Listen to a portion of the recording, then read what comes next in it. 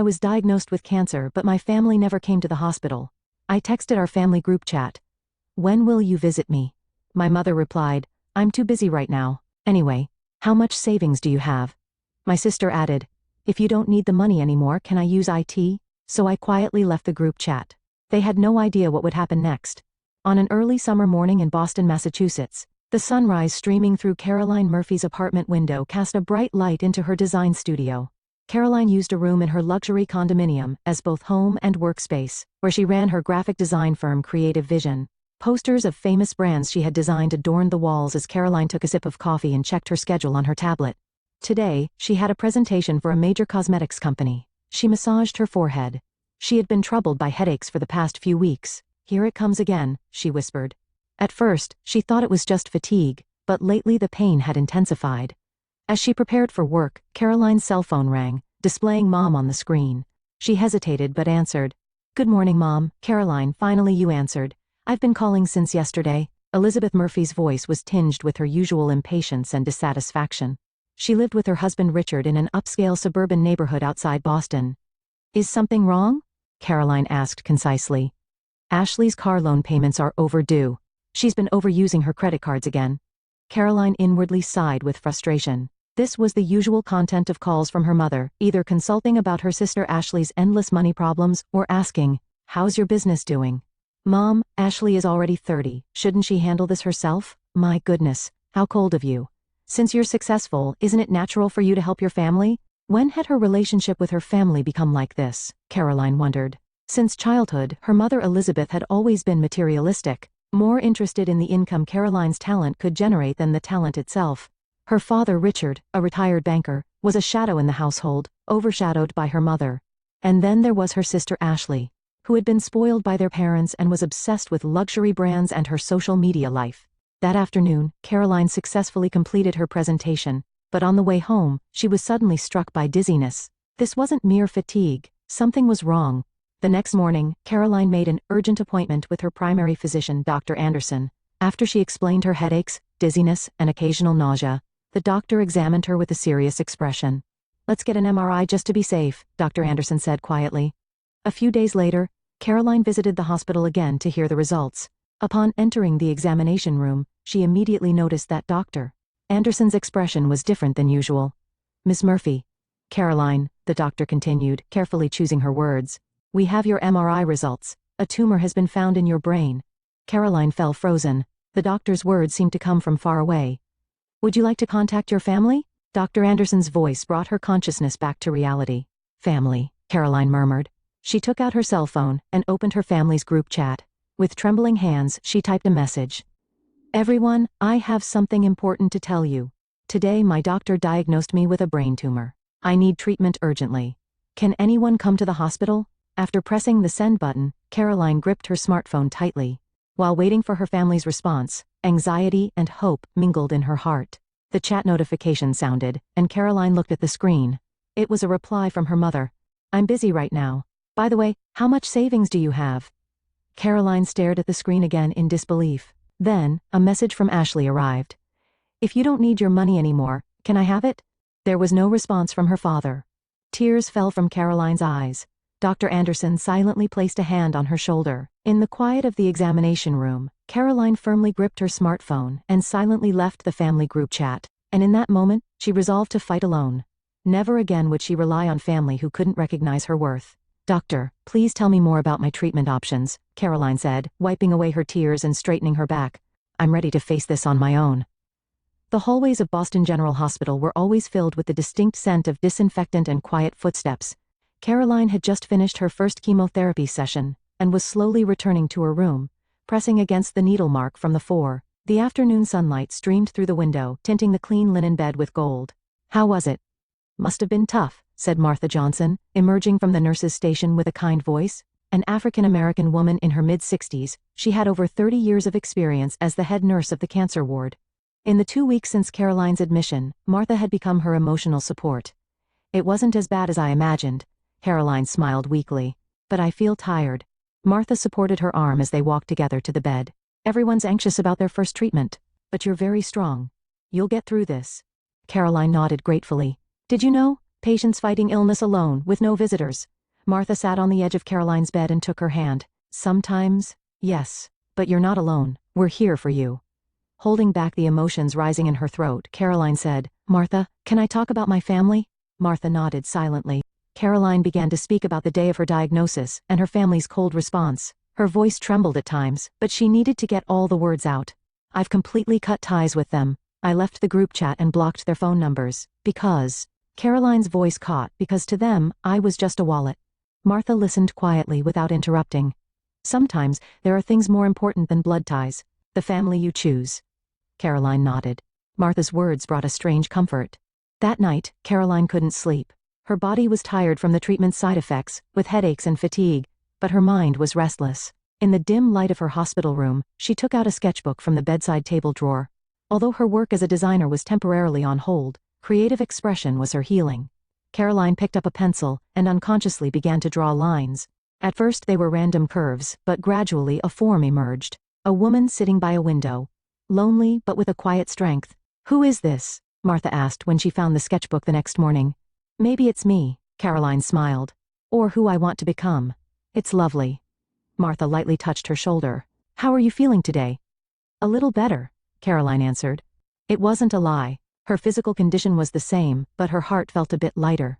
Several days passed, and Caroline was getting used to life in the hospital when she was hit by a wave of weakness again. It was a day when the treatment side effects were strong, and she experienced frequent nausea. Lying in bed, she suddenly remembered her family.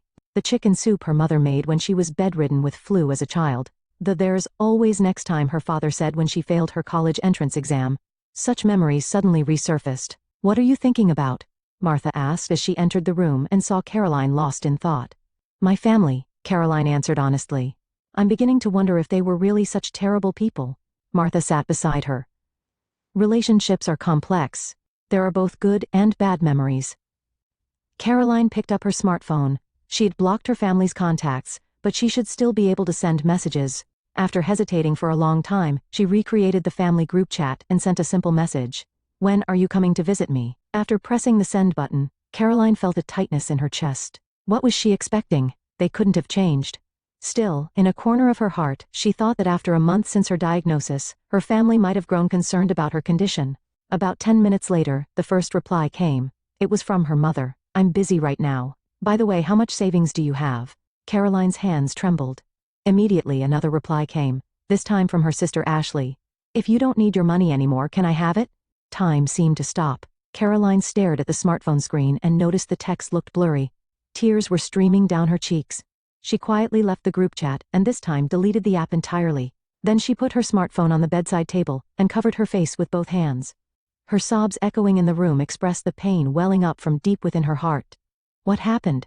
Martha rushed into the room and sat beside her. Caroline showed her the message history on the smartphone screen with trembling hands. Martha quietly muttered a curse and embraced Caroline tightly. They are not my family, Caroline said, wiping away her tears. I'll never contact them again. I'm erasing them from my life. That night, Caroline fell into a deep sleep for the first time in a while. It wasn't exhaustion from despair, but a serenity that came from a certain resolution and determination. She had cut ties with people who didn't understand her worth, and resolved to live the rest of her life for herself. The next morning, when the sunrise streaming through the hospital room window illuminated her face, Caroline felt the beginning of a new day. She picked up her sketchbook and opened a new page. Today, although she was in the same hospital room as yesterday, something was different. About 3 weeks after Caroline's hospitalization, a new patient was brought to the ward. While watching the bed being brought in through the window, she saw an elegant elderly woman with white hair being surrounded by nurses as she entered. Around the old woman, several men in expensive suits were attending to her, giving instructions for everything from preparing the room to meeting with the doctors. Seems like a very important person, Caroline said when Martha entered the room. That's Eleanor Winston, Martha answered in a low voice. The founder of Winston Properties, the real estate mogul. She's a billionaire. Caroline nodded. Winston Properties was known as one of the leading real estate development companies on the East Coast, owning many luxury properties from Boston to New York. What illness does she have? That's private, Martha gently admonished. But since she's in the same ward as you can figure it out. That afternoon, as Caroline was walking down the hall for rehabilitation, she stopped in front of Eleanor's room. The door was slightly open, and inside, Eleanor was sitting alone on the bed, staring out the window. The entourage that had surrounded her earlier had disappeared. "Hello," Caroline found herself saying. Eleanor turned around and, despite her tired expression, offered a gentle smile. "Well, hello there. I'm sorry to intrude. I'm Caroline Murphy. I'm in the next room." Eleanor Winston, the elderly woman, extended her hand. "Please come in. I was just wishing for someone to talk to." Caroline entered the room and sat in the chair next to Eleanor. She was poised for her 78 years, with a face deeply lined with wrinkles that showed intelligence and kindness. "Are you in treatment too?" Eleanor asked frankly. "Yes, brain tumor," Caroline answered. Normally she would avoid talking about illness, but here, as fellow patients, there was no need to hide. "I see. I have pancreatic cancer. Stage 3, Eleanor said quietly. "The doctors keep talking, hopefully, but at my age I don't have much time left." "Don't say that," Caroline blurted out. "Your treatment's just begun, right?" Eleanor looked a bit surprised at Caroline's frankness, then laughed. "You're right, I shouldn't jump to conclusions." Their conversation gradually moved from illness to other topics. Caroline talked about her graphic design work, and Eleanor shared her long experience in the real estate industry. "It wasn't easy starting a business as a woman alone in the 60s, Eleanor reminisced. "But I had no choice. My husband died early, and I had no children." "That must have taken a lot of courage," Caroline admired. "You too. Starting your own design company." Over the next few days, Caroline and Eleanor began to meet regularly. On days when Caroline felt well, she visited Eleanor's room, and on days when Eleanor was energetic, she came to Caroline's room. The two shared their lives, dreams, and fears. One day Caroline opened up about her family, the way they had responded when she was diagnosed, and their cold attitude when she contacted them again. "My parents couldn't see my worth," Caroline said quietly. "My sister either. To them, I was just an ATM." Eleanor listened quietly. "Family can sometimes inflict the deepest wounds," she said. "I had similar experiences when I was young." Caroline was surprised. "You too?" "Yes. When I got married, my parents disowned me because my husband's social status was low. We started our business together. Even after he passed away, my parents refused reconciliation." "How did you overcome it?" "I created a new family with people who knew my value." Eleanor smiled. "Blood ties aren't the only family. There's also the family you choose with your heart." Those words resonated deeply with Caroline. On a quiet afternoon, Eleanor sat on the bed looking at Caroline's sketchbook. She turned the pages, expressing admiration for Caroline's designs. "You truly have talent," Eleanor said. "These designs are so modern and sophisticated." "Thank you," Caroline smiled. "Design is my passion." Eleanor was silent for a while, thinking. "Caroline, I have a proposal for you." "What is it?" "I don't have children. I have nephews and nieces, but they're all after my fortune," Eleanor said with a serious expression. "I've really enjoyed our conversations these past few weeks. I'm impressed by your intelligence, creativity, and strength." Caroline listened silently. "If you agree, I would like to legally adopt you as my daughter." Caroline was speechless with surprise. "Eleanor, I don't mean to rush you," Eleanor took her hand. "Take as much time as you need to think about it." "But why me? We've only known each other for a few weeks. Sometimes in a few weeks, bonds can form that couldn't be built in a lifetime," Eleanor answered quietly. "I believe you have the ability to continue my business. But more than that, you have the qualities of the daughter I've been looking for." Tears welled up in Caroline's eyes. "Eleanor, you don't need to answer right away," Eleanor said gently. "Just remember that both of us may not have much time." That night, Caroline lay awake thinking. Eleanor's proposal was unexpected, but it certainly resonated in her heart. She valued her relationship with this elderly woman. Though it was a relationship cultivated in a short time, it was based on a depth of understanding and respect incomparable to that with her biological family. The next morning, Caroline visited Eleanor's room.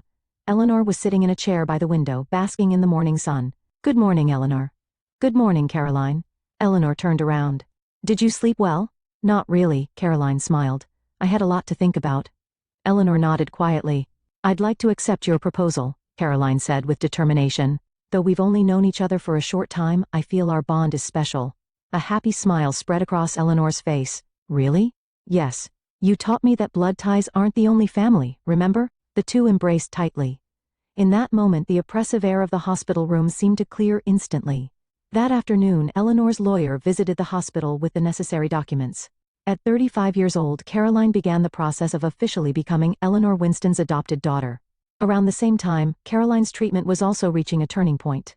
The tumor had begun to shrink, and the doctors reported better than expected response.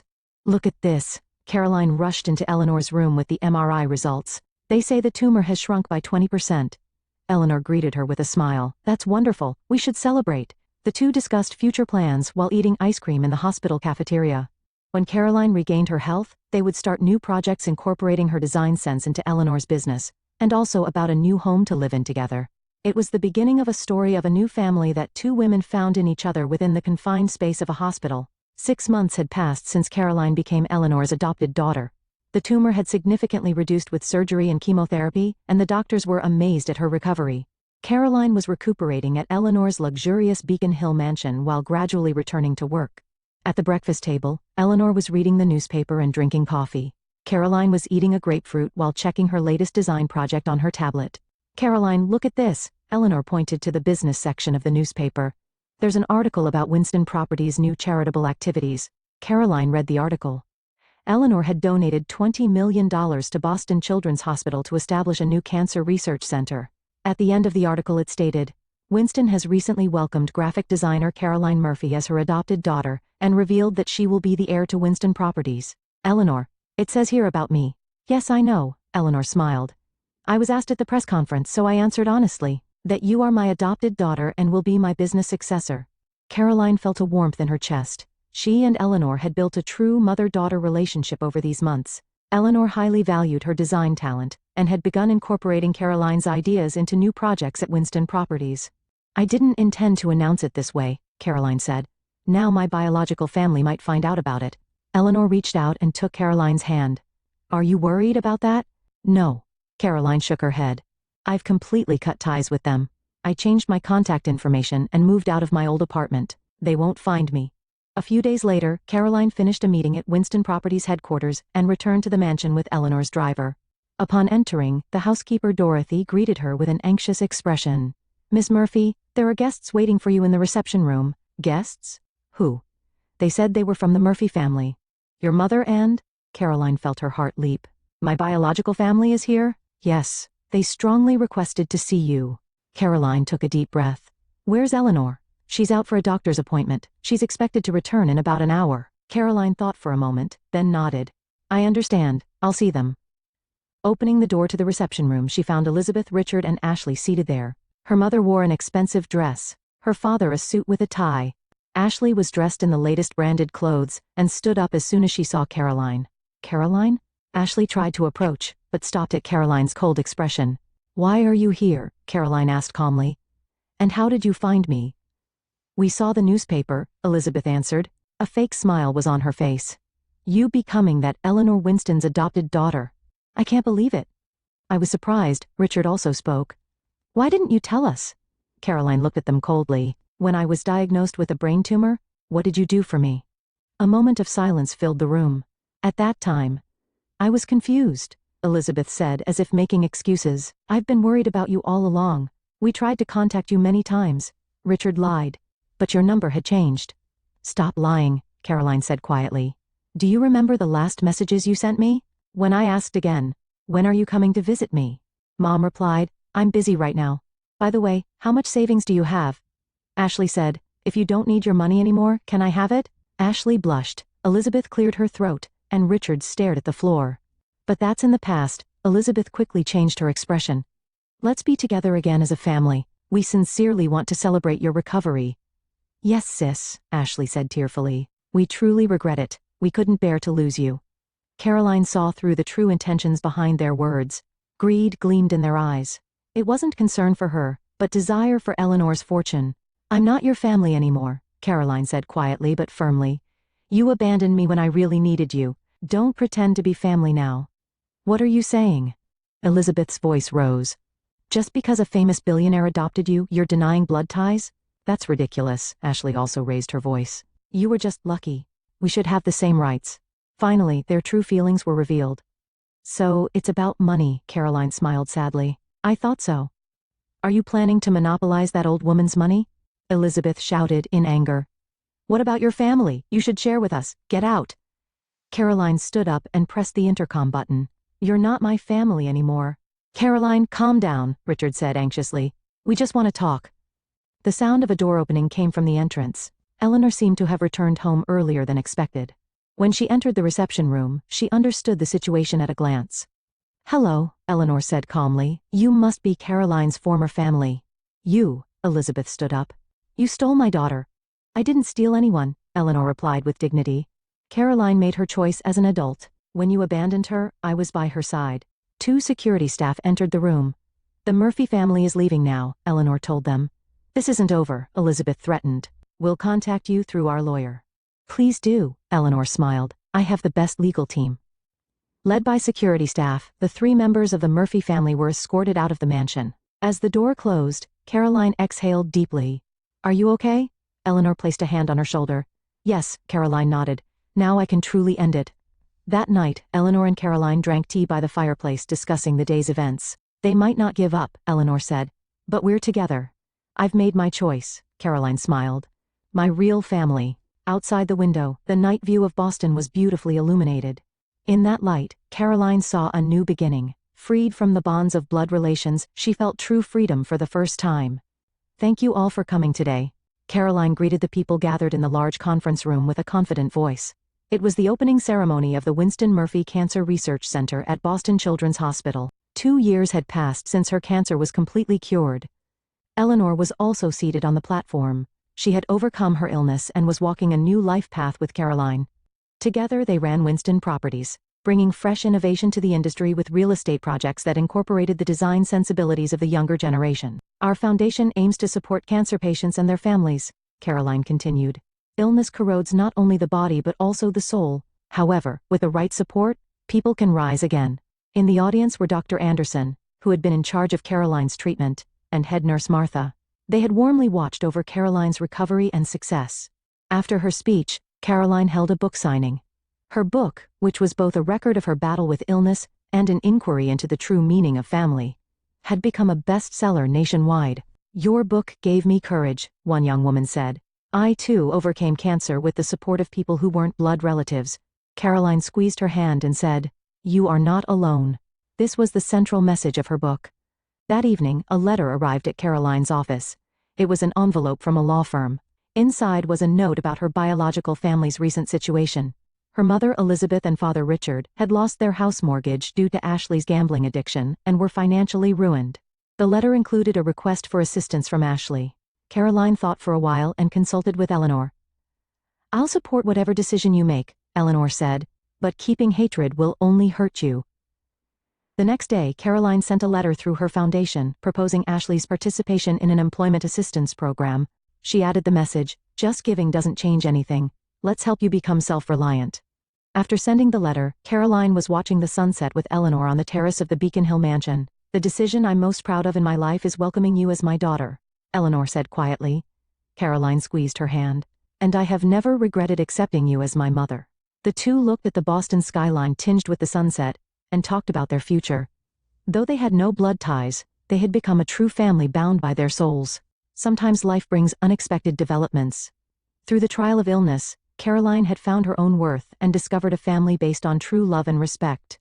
Her story continued to give hope to many people. Tomorrow will be another wonderful day, Eleanor said.